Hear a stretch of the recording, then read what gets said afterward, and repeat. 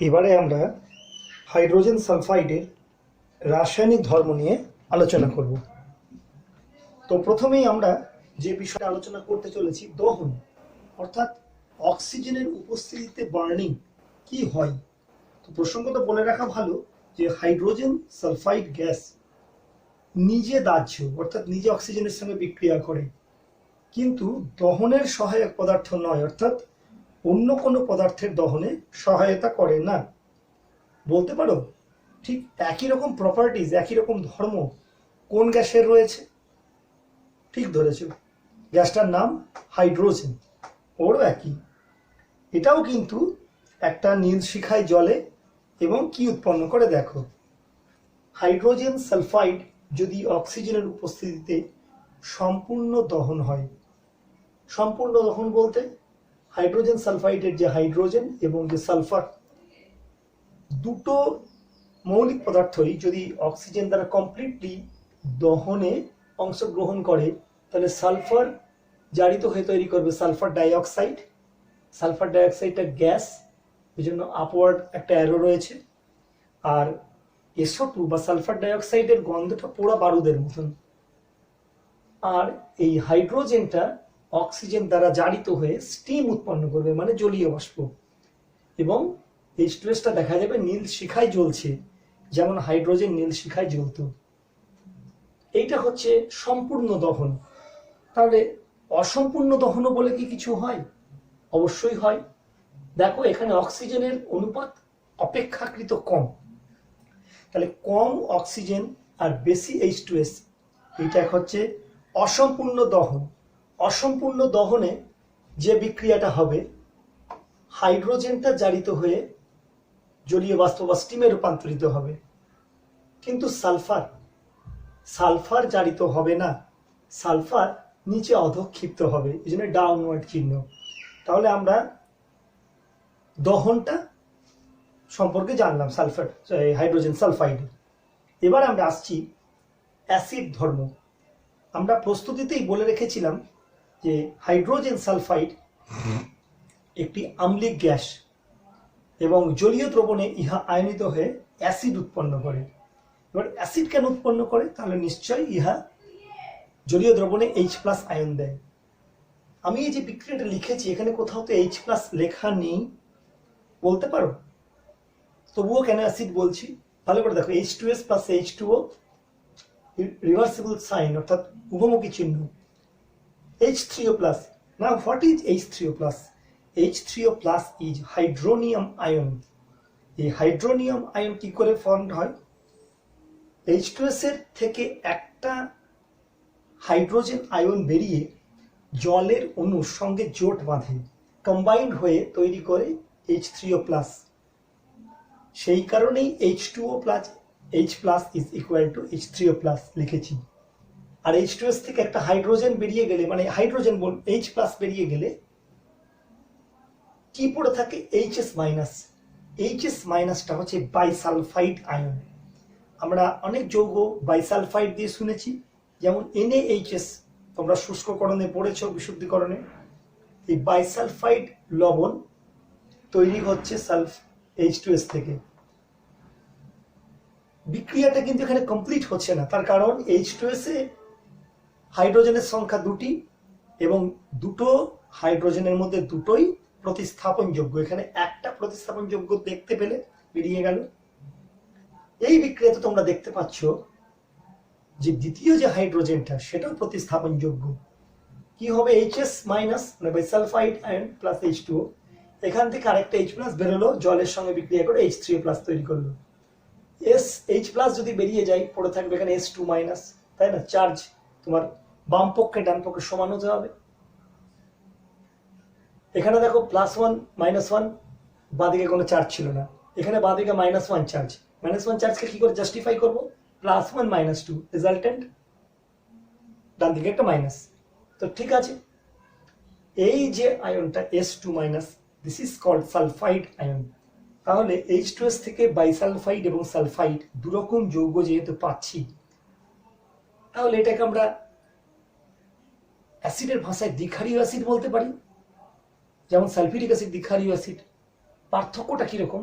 পার্থক্যটা হচ্ছে এটা কিন্তু মৃদু অ্যাসিড, এটার তীব্রতা অনেক কম, এবং দ্বিক্ষারীয় যখন বলছি তাহলে তোমাদের মনে প্রশ্ন আসতে পারে এটা কি দু রকমের লবণ তৈরি করে?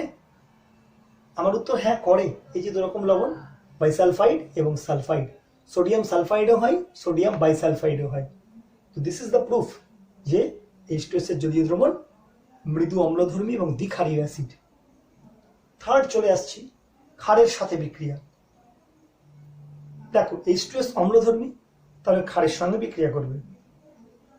ক্ষার বলতে এখানে NaOH, NaOH এর সঙ্গে বিক্রিয়া করে এখানে করলো সোডিয়াম বাইসালফাইড আর জল, মানে লবণ জল, অ্যাসিড ক্ষার লবণ জল। নিচেও তাই, এখানে দুই অণু NaOH বিক্রিয়া করলে দুটো হাইড্রোজেনই প্রতিস্থাপিত হয়ে যাচ্ছে Na2 দ্বারা। এটা আংশিক প্রতিস্থাপন, এটা সম্পূর্ণ প্রতিস্থাপন। আংশিক প্রতিস্থাপনে বাইসালফাইড যৌগ, সম্পূর্ণ প্রতিস্থাপনে সালফাইড যৌগ তৈরি হলো। তাহলে ক্ষারের সঙ্গে বিক্রিয়া থেকেও বুঝতে পারলাম H2S একটি মৃদু দ্বিক্ষারীয় অম্লধর্মী পদার্থ। নেক্সট আসছি বিজারণ ধর্ম। দেখো অক্সিজেন আর হাইড্রোজেনের মধ্যে আমরা সবাই জানি অক্সিজেন জারক পদার্থ, হাইড্রোজেন বিজারক পদার্থ। এই হাইড্রোজেন যে বিজারক পদার্থ তার একাধিক উদাহরণ তোমরা জানো। H2S এর ক্ষেত্রেও আমি যদি উদাহরণ না দিই তাহলে তোমরা কি করে মানবে যে H2S একটি বিজারক পদার্থ? এবং দেখো পাশে লেখা আছে শক্তিশালী বিজারক, ছোটখাটো না। এর কারণটা বুঝতে গেলে আমাদের জারণ সংখ্যা বলে একটি জিনিস জানতে হবে। যে জারণ সংখ্যা মাধ্যমিকের সিলেবাসে তোমাদের বিশদ জানার উপায় নেই। তোমাদেরকে বোঝানোর জন্য আমি এটুকুই বলতে পারি যে একটা যৌগের দুটো অংশে একটা তড়িৎ ধনাত্মক মৌল থাকে আর একটা তড়িৎ ঋণাত্মক মৌল থাকে। যদি দুটোই তড়িৎ ঋণাত্মক হয় তাহলে অপেক্ষাকৃত যার তড়িৎ ঋণাত্মকতা বেশি তার জারণ সংখ্যা মাইনাস হয়, যার তড়িৎ ঋণাত্মকতা অপেক্ষাকৃত কম তার জারণ সংখ্যা প্লাস হয়। আর যে মেটাল সে তো এমনি প্লাস হবে, অধাতু মাইনাস হবে। তো H2S যৌগে হাইড্রোজেনের জারণ সংখ্যা দেখো +1 করে হাইড্রোজেন, তাহলে দুটো +1 এ +2, তাহলে একে -2 হতে হবে, তবেই তো ব্যালেন্স করে 0 হবে। একইভাবে সালফারের মুক্ত মৌলের জারণ সংখ্যা 0, সালফার ডাইঅক্সাইড, আর সালফার ডাইঅক্সাইডে সালফারের জারণ সংখ্যা +4, H2SO4 এ সালফিউরিক অ্যাসিডে বা SO3 অর্থাৎ সালফার ট্রাইঅক্সাইডে সালফারের জারণ সংখ্যা +6। তার মানে সালফারের যতগুলি জারণ সংখ্যার বিভিন্ন স্তর রয়েছে স্টার্টিং ফ্রম -2 টু +6, পুরো রেঞ্জের মধ্যে H2S এর অবস্থানটা কোথায়? একবারে ব্যাক বেঞ্চ অর্থাৎ একদম লোয়ারে আছে। তাহলে এর -2 থেকে পেছনের জায়গা নেই, এর সবসময় এগোনোর চান্স। -2 থেকে 0 বলো, +4 বলো, +6 বলো, সবই হচ্ছে অ্যাডভান্সমেন্ট বা প্রমোশন। যখনই জারণ সংখ্যার প্রমোশন হবে, বাড়বে, তখন আমরা সেটাকে জারণ বলবো। মাধ্যমিক স্তরে তোমাদেরকে এর থেকে জারণ বিজারণ বোঝানোর আর কোনো স্কোপ নেই। তো সালফার যদি নিজে জারিত হয়, যে নিজে জারিত হয় সে অন্যকে বিজারিত করে, যে অন্যকে বিজারিত করে সে বিজারক পদার্থ এবং শক্তিশালী। -2 থেকে সে কত দূর অবধি যেতে পারে, অর্থাৎ আমরা বিভিন্ন ধরনের মিসাইল পড়ি না, ballistic missile, short range missile, intermediate missile, এ হচ্ছে একদম ব্যালিস্টিক মিসাইল, ইন্টারকন্টিনেন্টাল, এক দেশ থেকে আরেক দেশে ম্যাক্সিমাম এটা ট্রাভেল করতে পারে, সেই জন্য শক্তিশালী বিজারক। এবার মাধ্যমিকের সিলেবাসে তোমাদের দুটো বিক্রিয়া এর প্রমাণ হিসাবে জানতে হবে, যেখান থেকে কিন্তু পরীক্ষায় আসে। এবং এই ধরনের বিক্রিয়া যখনই দেবে একদম আমি অ্যারো চিহ্ন দিয়ে যেভাবে জারণ বিজারণ দেখিয়েছি দেখাতে হবে। ভিজিবল কিছু চেঞ্জ থাকলে সেটা বিক্রিয়ার মধ্যে দেখাতে হবে, লিখতে হবে। এই যে ডাউনওয়ার্ড চিহ্ন, দ্যাট মিনস অধক্ষেপ করছে। কালার থাকলে সেগুলো লিখতে হবে। তো প্রথমে আমি চলে আসি, ফেরিক ক্লোরাইডের জলীয় দ্রবণে H2S চালনা করা হলো, কি ঘটিবে? বিক্রিয়া সহ লেখো। এই ধর্ম থেকে H2S এর এই বিক্রিয়া থেকে H2S এর কোন ধর্মের পরিচয় পাবো? This is the question, what you have to write. তোমাকে বলতে হবে ফেরিক ক্লোরাইডের জলীয় দ্রবণে H2S চালনা করলে ফেরিক ক্লোরাইডের হলুদ বর্ণ অন্তর্হিত হয়, তো ভ্যানিশ হয়ে যায়। কেন ভ্যানিশ হয়ে যায়? বিকজ ফেরিক ক্লোরাইড ফেরাস ক্লোরাইডে বিজারিত হচ্ছে। দেখো ক্লোরিন কমে যাচ্ছে, দ্যাট মিনস বিজারণ। অপরদিকে H2S নিজে সালফারে জারিত হয়, তাহলে H2S অন্যের বিজারণ ঘটাচ্ছে, সেই জন্য H2S একটি বিজারক পদার্থ। আমরা এই বিক্রিয়া থেকে H2S এর বিজারণ ধর্মের প্রকাশ পাই বা প্রমাণ পাই। যে কোনো বিক্রিয়া কিন্তু ব্যালেন্সড ইকুয়েশন ফর্মে দেখাতে হবে, যদি না দেখানো হয় হাফ মার্কস হয়তো বাদ যেতে পারে। এটা মাধ্যমিকের ইনস্ট্রাকশনের সময় থাকে, তো এই ব্যাপারটা তোমরা খুব কেয়ারফুল থাকবে। আমরা চলে আসছি সেকেন্ড বিক্রিয়া। সেকেন্ড বিক্রিয়া খুব বড়, অর্ডিনারি স্টুডেন্টদের কাছে এটা খুব কঠিন মনে হতে পারে, অবশ্যই কঠিন। এটা লিখে লিখে তোমাকে পড়ে মুখস্থ রাখতে হবে। এটা মনে রাখার কিন্তু কোনো ফর্মুলা নেই। ইতিহাসে মুঘল সম্রাটদের সেই পুরো বংশপঞ্জি, হ্যাঁ, বাবার হলো আবার জ্বর সারিল না ঔষধে, তোতা পাখির মতো পড়ে পড়ে আমরা মুখস্থ করেছি। ইকুয়েশন মনে রাখতেই হবে। হ্যাঁ, সেটা মনে রাখার জন্য তোমরা নিজের মনে একটা ট্রিক্স কল্পনা করতেই পারো, যে পটাশিয়াম ডাইক্রোমেট রূপান্তরিত হলো ক্রোমিক সালফেটে, আম্লিক ছিল তাই H2SO4 আছে। H2S সবসময় জারিত হয়ে সালফারে রূপান্তরিত হবে, আর যেখানে সালফিউরিক অ্যাসিড আছে সে তো ভেঙে বিভাজিত হয়ে জল তৈরি করবে। এইভাবে তুমি যদি মনে রাখতে পারো, তাহলে আনব্যালেন্সড সমীকরণটাও যদি দাও, কার কত অণু আছে সেটা যদি না লিখেও দাও, তাও কিন্তু তুমি একটা অধিক নম্বর পাবে, হয়তো হাফ মার্কস স্লাইটলি কাটা গেল। এইভাবে যদি মনে রাখো, দেখো পটাশিয়াম ডাইক্রোমেট কমলা বর্ণের, যারা 11-12 প্র্যাকটিক্যাল করেছে তারা সলিড গুঁড়ো নিয়ে তোকে দ্রবণ বানায়, পুরো মনে হবে অরেঞ্জ জুস একদম। বিক্রিয়াটা এমনি এমনি ঘটে না, আম্লিক মিডিয়ামে ঘটে, অর্থাৎ কিছুটা সালফিউরিক অ্যাসিডের মধ্যে দ্রবীভূত করে বিক্রিয়ার মধ্যে H2S চালনা করা হয়। সেই কিপস অ্যাপারেটাস বলেছি, সেই কিপস অ্যাপারেটাস থেকে উৎপন্ন গ্যাসকে টেস্ট টিউবে এই দুটো নিয়ে ওর মধ্যে চালনা করা হলো।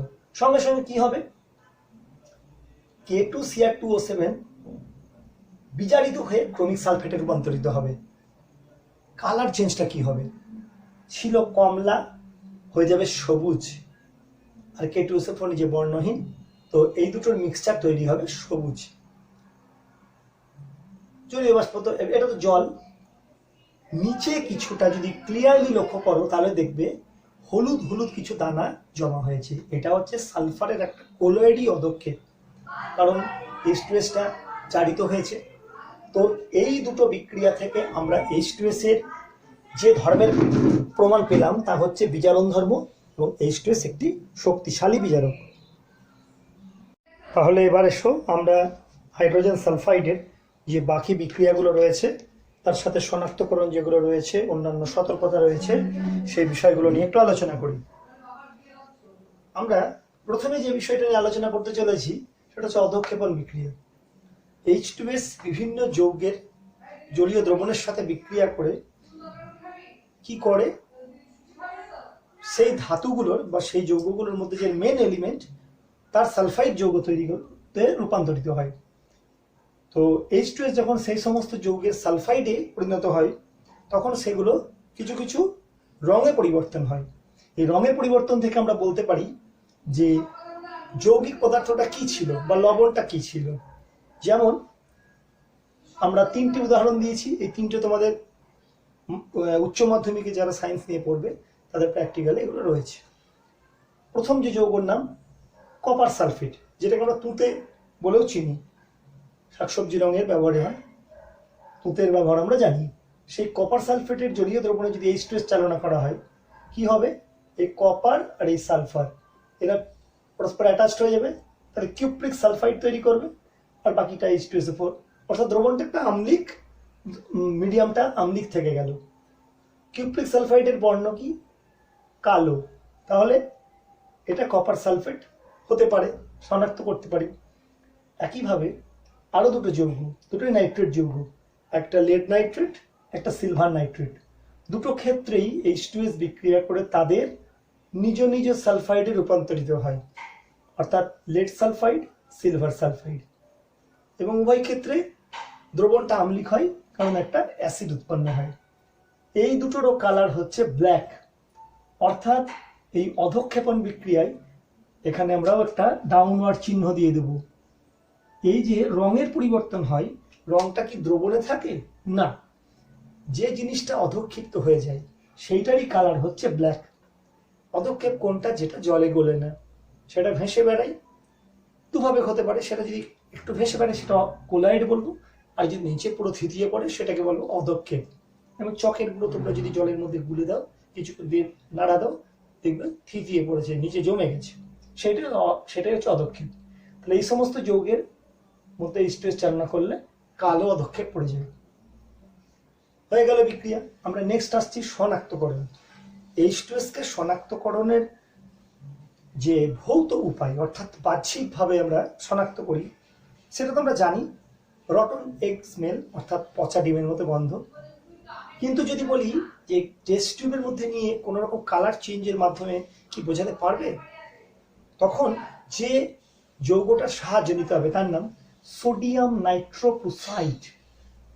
এই যৌগটার দ্রবণ জলের মতন, অর্থাৎ বর্ণহীন। সংকেতটা কি? Na2 থার্ড ব্র্যাকেটে FeCN5NO। এটা একটা জটিল যৌগ। সে যখন H2S এর সাথে বিক্রিয়া করবে, আমি সংক্ষেপে সোডিয়াম নাইট্রো লিখেছি, মানে এই যৌগটা, সঙ্গে সঙ্গে কি হবে, সেটা বেগুনি বর্ণের রূপান্তরিত হবে। অর্থাৎ পুরো সলিউশনটা টেস্ট টিউবের মধ্যে আমি সোডিয়াম নাইট্রোক্লোরাইড দেবো, কিছুটা নিয়েছি বর্ণহীন জলের মতো, তার মধ্যে টেস্ট টিউব দিয়ে, এই টেস্ট টিউব বলছি, কিপ সেপারেটর সে সরু নল দিয়ে H2S চালনা করলাম।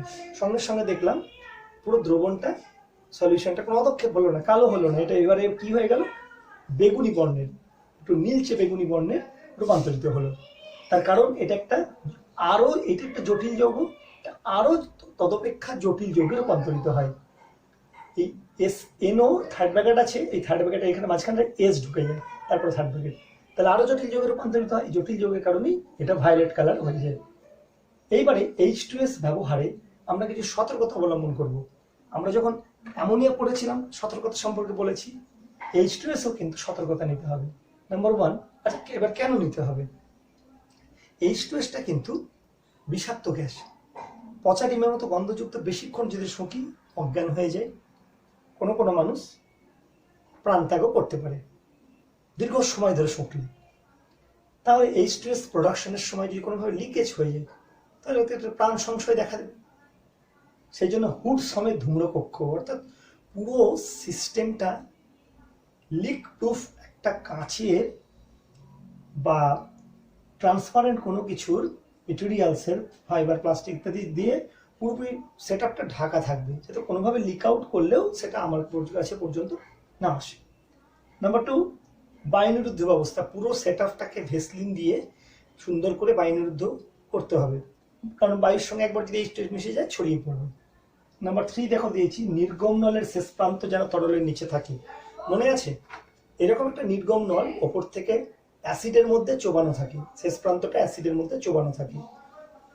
এই দীর্ঘ নল ফানেল, আমি এখানে একটা নির্গম নল লিখেছি, এটা অ্যাকচুয়ালি নির্গম নল হবে না, এটা হবে দীর্ঘ নল ফানেল। দীর্ঘ নল ফানেল, এই কারেকশনটা তোমরা করে নেবে। দীর্ঘ নল ফানেলের শেষ প্রান্তে অ্যাসিডের মধ্যে চোবানো থাকে। অন্যদিকে নির্গম নলটা কি হয়, অ্যাসিডের যেন ওপরে থাকে, অর্থাৎ গ্যাসটা বেরোনোর জন্য একটা স্পেস পায়। যদি এটাও চুবানো থাকতো তাহলে গ্যাসটা কোনটা দিয়ে বেরোবে, দুটো দিয়ে বেরোতে পারতো না, সিস্টেমটা লক হয়ে যেত।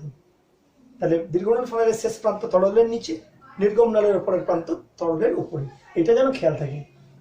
নাম্বার 4, অ্যাসিড আমি ওপর থেকে ড্রপ বাই ড্রপ প্রথমেই বলেছি, গাদা গাদা হুড়হুড় করে ফেলে দেবো না।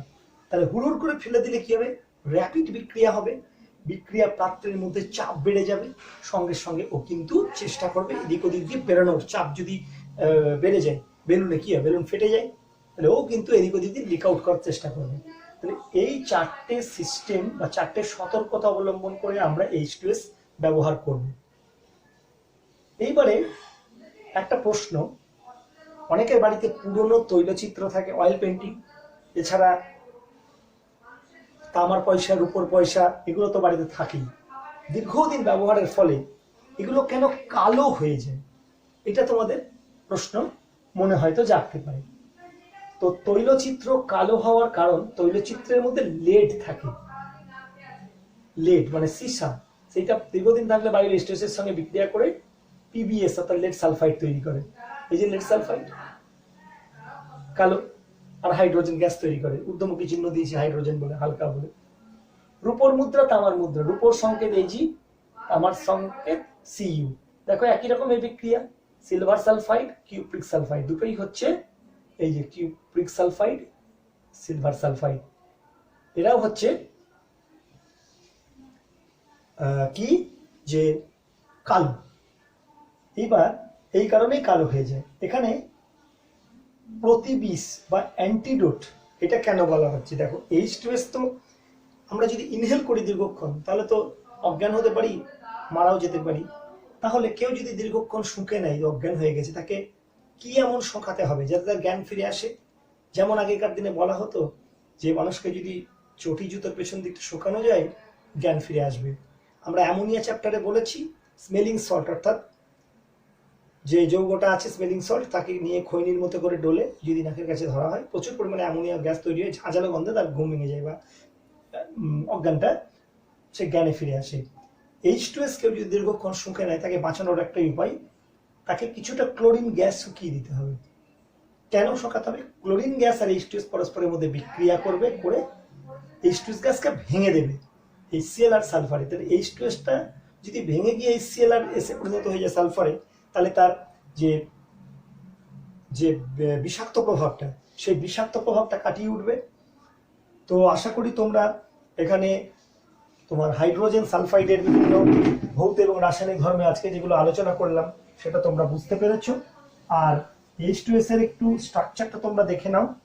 আমরা যখন জল বা H2S সম্পর্কে আলোচনা করি তখন সেন্ট্রাল যে এলিমেন্ট দ্যাট ইজ অক্সিজেন বা সালফার সে থাকে সেন্ট্রালে, আর দুপাশে এরকম কৌণিকভাবে হাইড্রোজেন থাকে। জলের ক্ষেত্রে একইভাবে সালফারের ক্ষেত্রেও কিন্তু H2S এর ক্ষেত্রেও কিন্তু সালফার থেকে মধ্যেখানে আর দুপাশে দুটো হাইড্রোজেন থাকে। অ্যাঙ্গেলটা 90 ডিগ্রি থেকে খানিক বেশি হয়। এই হচ্ছে স্ট্রাকচার। আশা করি তোমরা H2S সম্পর্কে যেগুলো জানার তোমরা এই ভিডিওর মাধ্যমে উপকৃত হবে। বারে বারে দেখবে, একাধিকবার দেখবে, যেখানে বুঝতে পারবে না আমাকে পার্সোনালি হোয়াটসঅ্যাপ করে জিজ্ঞাসা করবে। তো পরবর্তী ভিডিওতে আমি তোমাদের আরো ইম্পর্টেন্ট যে বিভিন্ন চ্যাপ্টারসগুলো আছে, ইভেন অ্যামোনিয়া আছে, সেগুলোরও প্রিপারেশন দেব। ঠিক আছে, তাহলে দেখতে থাকো আমার চ্যানেলটা সাবস্ক্রাইব করতে ভুলবে না, এবং অঙ্ক এবং ফিজিক্যাল সায়েন্সের আরো অনেক আপডেট পাবে। ঠিক আছে, গুড নাইট।